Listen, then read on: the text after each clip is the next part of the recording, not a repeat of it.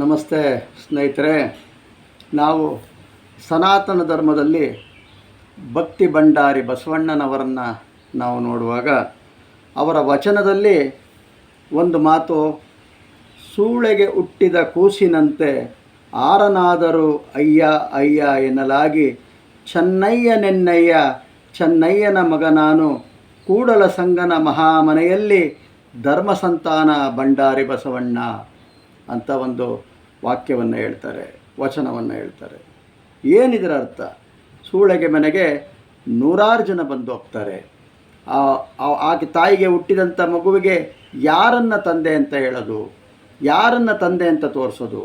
ಎಲ್ಲರೂ ತಂದೆ ಸಮಾನರು ಅನ್ನೋ ಒಂದು ಭಾವಾರ್ಥದಲ್ಲಿ ಭಾಳ ಉದಾತ್ತವಾದಂತಹ ಭಾಳ ದೊಡ್ಡ ಮಟ್ಟದ ಚಿಂತನೆಯಲ್ಲಿ ಬಸವಣ್ಣನವರು ಹೇಳ್ತಾರೆ, ಶಿವಭಕ್ತರ ಮನೆಯ ಮಗ ನಾನು ಅಂತ. ಅದು ಮಾದಾರ ಚೆನ್ನಯ್ಯನಿರ್ಬೋದು, ಡೋಹರ ಕಕ್ಕಯ್ಯನಿರ್ಬೋದು, ಅರಳಯ್ಯನವರಾಗ್ಬೋದು, ಅಂಬಿಗರ ಚೌಡಯ್ಯನವರಾಗ್ಬೋದು.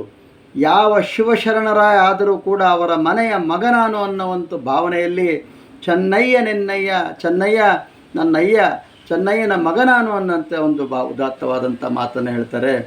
ಸನಾತನ ಧರ್ಮದಲ್ಲಿ ಛಂದೋಪನಿಷತ್ತಿನಲ್ಲಿ ಒಬ್ಬ ಮಹರ್ಷಿಗಳು ಬರ್ತಾರೆ. ಅವರು ಸತ್ಯಕಾಮರೆಂದೇ ಪ್ರಸಿದ್ಧಿಯಾಗಿರ್ತಾರೆ. ಅವರು ವಿದ್ಯಾಭ್ಯಾಸ ಮಾಡೋಕ್ಕೆ ಅಂತೇಳಿ ಗೌತಮರ ಹತ್ರ ಹೋದಾಗ ಗೌತಮ ಮುನಿಗಳು ಹೇಳ್ತಾರೆ, ನೀನು ಯಾವ ವಂಶಜ, ಯಾವ ಕುಲಜ ಅಪ್ಪ ನೀನು ಬ್ರಹ್ಮಜ್ಞಾನವನ್ನು ಕಲೀಲಿಕ್ಕೆ ಬಂದಿದೆಯಲ್ಲ ಅಂತ ಕೇಳಿದಾಗ ಅವರಿಗೆ ಗೊತ್ತಾಗೋದಿಲ್ಲ.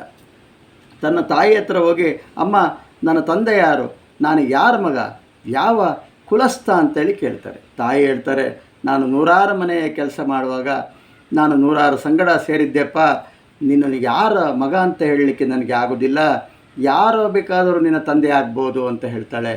ಅದೇ ಮಾತನ್ನು ಬಂದು ತನ್ನ ಗುರುಗಳ ಹತ್ರ, ಸ್ವಾಮಿ ನನ್ನ ತಾಯಿ ಮನೆ ಕೆಲಸಕ್ಕೆ ಹೋದಾಗ ನೂರಾರು ಜನರು ಸೇವೆ ಮಾಡಿದ್ದಾಳೆ, ಹಂಗಾಗಿ ನನ್ನ ತಂದೆ ಯಾರು ಅಂತ ನಿಖರವಾಗಿ ನಾನು ಹೇಳೋದಿಲ್ಲ ಅಂತ ಹೇಳ್ತಾರೆ. ಅವರ ಮುಗ್ಧತೆ, ಅವರ ಏಕಾಗ್ರತೆ, ವಿದ್ಯಾಭ್ಯಾಸ ಮಾಡಬೇಕು ಅನ್ನೋ ಒಂದು ಆಸಕ್ತಿಯನ್ನು, ಅವರ ಒಂದು ಸತ್ಯವಾದಂಥ ನುಡಿಗಳನ್ನು, ಕಟು ಸತ್ಯವಾದರೂ ಅದು ಭಾಳ ಕಹಿ ಸತ್ಯವಾಗಿ ಅದನ್ನು ಅವರು ಇಷ್ಟಪಟ್ಟು, ನಿನ್ನನ್ನು ಮೆಚ್ಚಿದೆ ಕಣಪ್ಪ, ನಿನ್ನ ತಾಯಿಯ ಸತ್ಯ ನುಡಿಗಳನ್ನು ನಾನು ಮೆಚ್ತೀನಿ ಅಂತೇಳಿ ಇವತ್ತಿನಿಂದ ನಿನ್ನ ಹೆಸರು ಸತ್ಯಕಾಮ ಅಂತ ಪ್ರಸಿದ್ಧಿ ಆಗಲಿ ಅಂತ ಹೇಳ್ತಾರೆ. ಅವರು ಮುಂದಿನ ದಿನಗಳಲ್ಲಿ ಜಾಬಾಲಿ ಮಹರ್ಷಿ ಅಂತೇಳಿ ಪ್ರಸಿದ್ಧಿ ಆಗ್ತಾರೆ. ನಾವು ಮಧ್ಯಪ್ರದೇಶದ ಜಬಲ್ಪುರ್ ಅಂತೇಳಿ ಕೇಳಿರ್ಬೋದು. ಅಲ್ಲಿ ಬೇಡಾಘಾಟ್ ಅಂತ ಇದೆ.